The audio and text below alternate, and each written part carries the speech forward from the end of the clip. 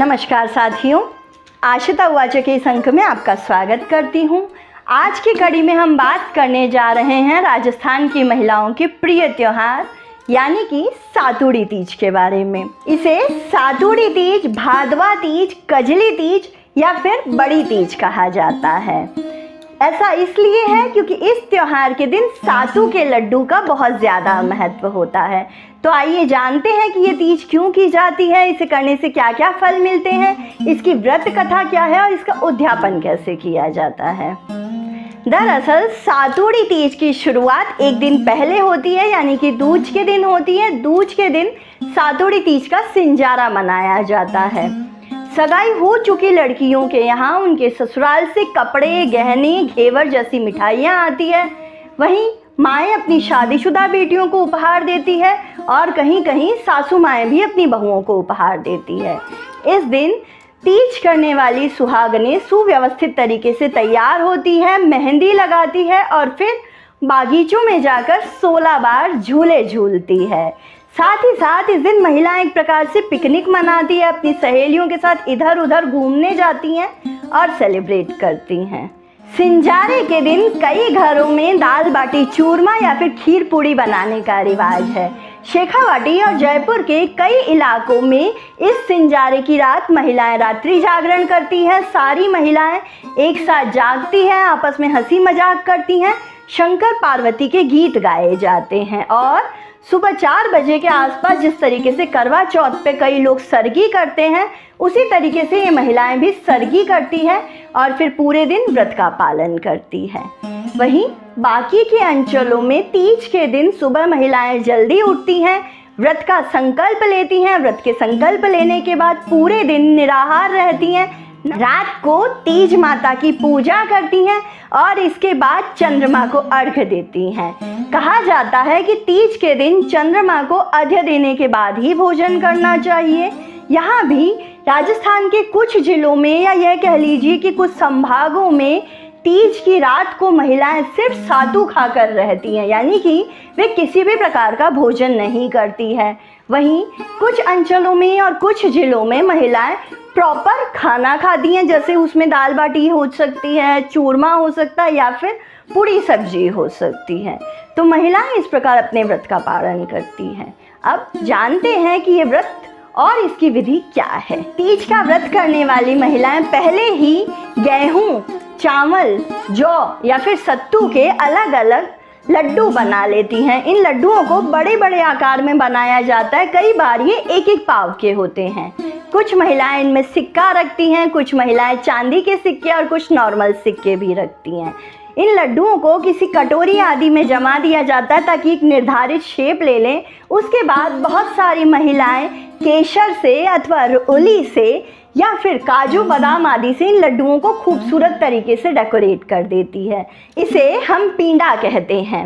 इसके बाद तीज वाले दिन शाम के समय में यानी सूर्योदय के लगभग बाद में महिलाएं एक परात में या फिर कुछ घरों में गोबर और मिट्टी का इस्तेमाल करते हुए एक तालाब की पाल बनाई जाती है, यानी कि गोबर और मिट्टी में थोड़ा सा घी आदि मिलाकर एक पाल बनाई जाती है, यानी कि एक तालाब बनाया जाता है। इस तालाब को कच्चे दूध में पानी मिलाकर भर दिया जाता है, जिसके बाद इस तालाब की पाल पर नीम की एक डाली, मीठा नीम नहीं, नॉर्मल वाला नीम, उसकी एक डाली रोप दी जाती है और इसे ही नीमड़ी माता कहा जाता है। नीमड़ी माता की स्थापना करने के बाद महिलाएं एक पाटे पर दीपक लगाती हैं। इसके बाद महिलाएं दीवार पर कुछ टिकियां लगाती हैं। टिकियां लगाने के लिए रोली यानी कि कुमकुम और मेहंदी वाली जो टिकियां होती है वो हमेशा इस उंगली से लगाई जाती है।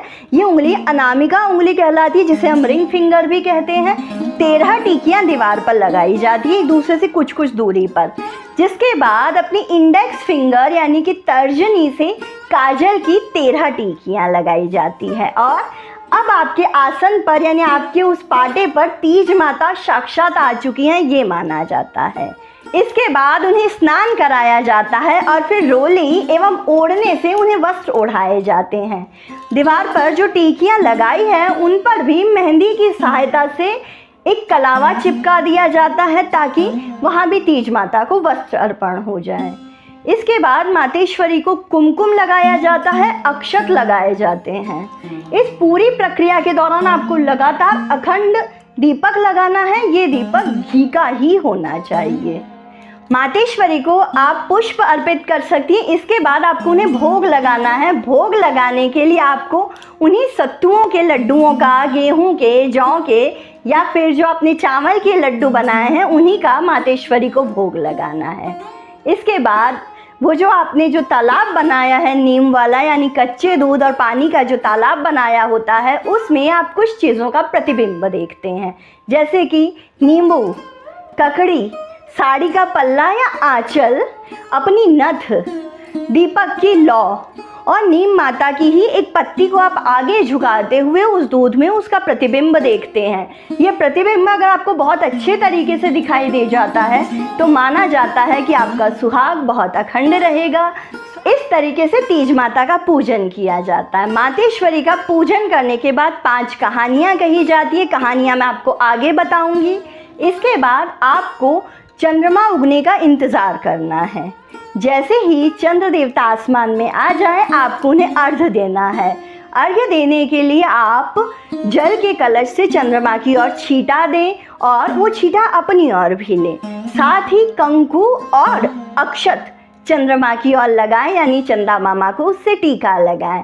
इसके बाद आप जहाँ खड़े हैं वहाँ पर 4 प्रदक्षिणाएं दें। इसके बाद आप ये एक लाइन बोल सकती हैं, आप इस लाइन को नोट कर लें। सोने की सांखली मोतिया को हार, चांद ने अर्घ देता जियो वीर भरतार। इस तरीके से आपका चंद्रमा को दिया जाने वाला अर्घ्य पूरा हो जाएगा। चंद्रमा को अर्घ्य देने के बाद आप नीचे आ जाएं, अपने कमरे में आ जाएं और भोजन के लिए बैठ जाएं। भोजन करते हुए आपको विशेष सावधानी रखनी है। एक बार जब आप खाना खाने के लिए बैठ जाएं तो आपको जब तक भोजन पूरा ना हो बीच में उठना नहीं है। यहाँ सत्तू पासने की एक क्रिया होती है जिसे सत्तू बड़ा करना भी कहा जाता है। दरअसल इस क्रिया के दौरान आप अपने लिए एक सत्तू का लड्डू रखेंगे। उस लड्डू को आपके पति के अलावा और कोई भी नहीं 7 टुकड़े करेगा। चाकू से या हाथ से कर सकते हैं और आपको एक एक करके वो 7 टुकड़े देंगे।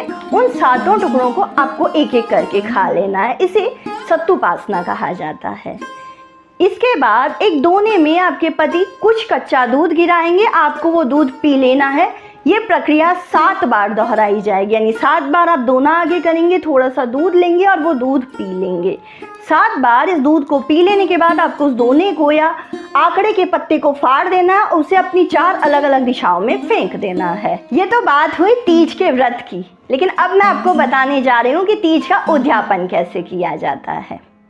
तीज का उद्यापन करना बहुत ज़रूरी है। तो तीज का उद्यापन करने के लिए आपको करना ये होगा कि आपको सातू बनाना होगा ढेर सारा। इसमें से जो पहला आपका पिंडा होगा वो आधा किलो का होगा। उस पर आप कुमकुम आदि से टीकी करेंगे और सातुड़ी तीज के दिन व्रत कथा करने के बाद अपनी सासू माँ, ननद या फिर किसी ब्राह्मणी स्त्री को वह पिंडा दे देंगे, उस पर बिंदी रख देंगे और सुहाग का कुछ और सामान रख देंगे। इसके अलावा आपको एक पिंडा अपने लिए बनाना है, एक गणेश मंदिर में देने के लिए बनाना है। साथ ही आपको 17 अलग अलग पिंडे बनाने हैं और तीज के दिन चंद्र दर्शन के बाद महिलाओं को अपने घर खाना खाने बुलाना है। इन महिलाओं को अपनी यथाशक्ति आप भोजन कराएं। उसके बाद स्टील की प्लेट में पाव पाव के सातू के लड्डू रख दें और उस पर एक टीकी का पत्ता ज़रूर रख दें। इस प्रकार से जब आप उन महिलाओं को देंगी, उनके पैर छुएंगी तो आपका तीज का उजमना भी पूरा हो जाएगा। उजमना पूरा होने के बाद अगर आप पूरे विधि विधान से तीज की पूजा नहीं करती हैं तो कोई दिक्कत नहीं है, या एक साल तीज का व्रत छोड़कर फिर आप चाहें तो अपनी इच्छा अनुसार और अपने नियमानुसार इस व्रत का पालन कर सकती हैं। तो ये बात तो हो गई तीज के व्रत की, उसके उद्यापन की और पूजा विधि की। लेकिन अब मैं आपको बताने जा रही हूँ वे कहानियाँ जो तीज की पूजा में अवश्य कहनी चाहिए। इन कहानियों के बिना तीज की पूजा को अधूरा माना जाता है। दरअसल ये कहानियाँ हमारे घरों में शुरू से चली आ रही है। मेरी नानी माँ ने मेरी माँ को बताई थी, मेरी माँ ने मुझे बताई है। तो आइए जानते हैं तीज व्रत की इन कहानियों को। बहुत पहले की बात है, एक नगर में एक जमींदार साहब थे। इन जमींदार साहब के घर के आंगन में एक नीम का बहुत बड़ा पेड़ था और तीज की पूजा करने के लिए महिलाएं देर शाम इन्हीं के घर आती थी, पूजा किया करती थी। कालांतर में जमींदार साहब के जो 4 बेटे थे वो एक एक करके बड़े हुए और असमय ही मृत्यु को प्राप्त होते चले गए। जब जमींदार के 3 बेटे मर चुके थे और उनके चौथे बेटे की शादी की बात चली, तब जिस कन्या से उनका रिश्ता तय हुआ जमींदार साहब के चौथे बेटे का, उस कन्या की माँ बहुत चतुर थी। माँ ने शादी से ऐन पहले अपनी बेटी को बुलाया और समझाया कि देखो बेटा, कई बार वृक्षों पे कुछ अलग तरह की शक्तियाँ वास करने लगती है। देर शाम जब आप पेड़ के पास जाते हैं तब कई बार उन शक्तियों को आपसे दिक्कत होती है और कई बार पेड़ से निकलने वाली कार्बन डाइऑक्साइड भी घातक रहती है। इसी वजह से जमींदार साहब के घर में जो नीम का पेड़ है, कोशिश करो कि देर रात वहाँ पूजा ना हो, इसकी कोई युक्ति निकालो। लड़की बहुत चतुर थी। शादी होकर वह अपने ससुराल आई और उसने अपनी सासू माँ को इस बारे में बताया। सासू ने अपनी बहू को कहा कि क्या उपाय किया जाए।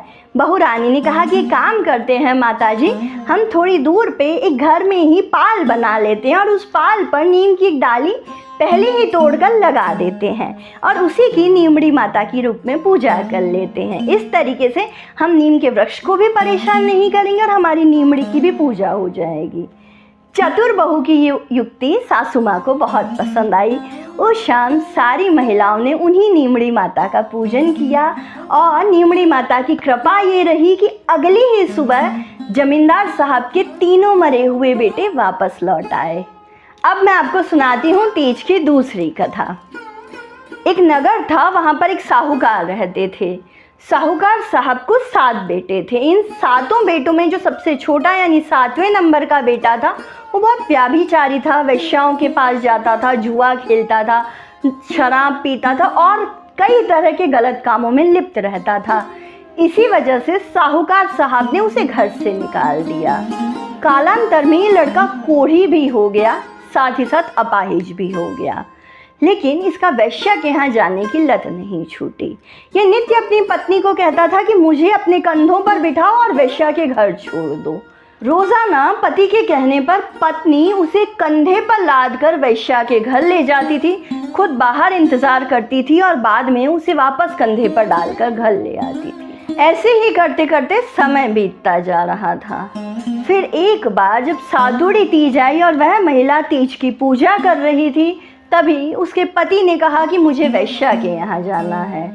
महिला ने उससे कोई वाद विवाद नहीं किया और वह पति परायणा स्त्री तुरंत अपने पति को कांधों पे लादकर निकल पड़ी। उस दौरान तेज बरसात आ रही थी।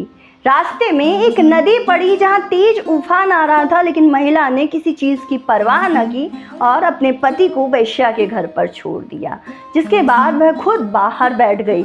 ठंड से भीगी हुई महिला कांप रही थी, भूख के मारे उसकी आंतड़ियां गुलगुला रही थी।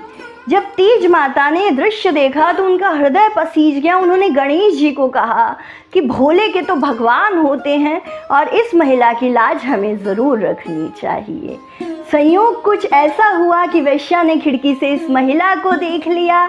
इसने उसके पति से पूछा कि तुम्हें शर्म नहीं आती, तुम्हारी पत्नी इतने कष्ट पा रही है। वहीं वह स्त्री जो अभी तक बाहर बैठी हुई थी, उसे अचानक एक आवाज़ सुनाई दी।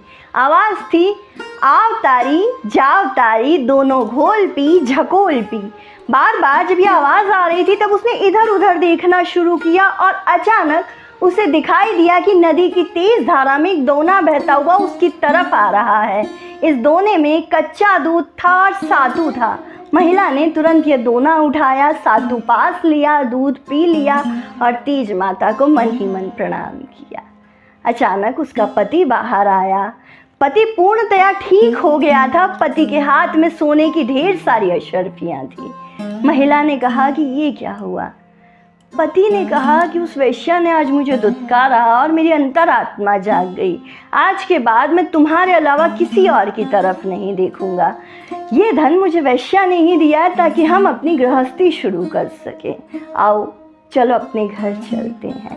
तो ये है तीज माता की कृपा, जो बहुत आसानी से अपने भक्तों पर प्रसन्न हो जाती हैं और भक्तों के बिना मांगे उन्हें सब कुछ दे देती हैं। चूँकि राजस्थान में रिवाज है कि किसी भी व्रत कथा की पूर्णता तब तक नहीं होती जब तक आप 5 कहानियाँ ना कह लें, तो मेरा भी आपको तीसरी कहानी बताना बनता है। ये तीसरी कहानी कुछ इस प्रकार है कि एक परिवार था जहाँ बस पति पत्नी थे। ये बहुत निर्धन परिवार था।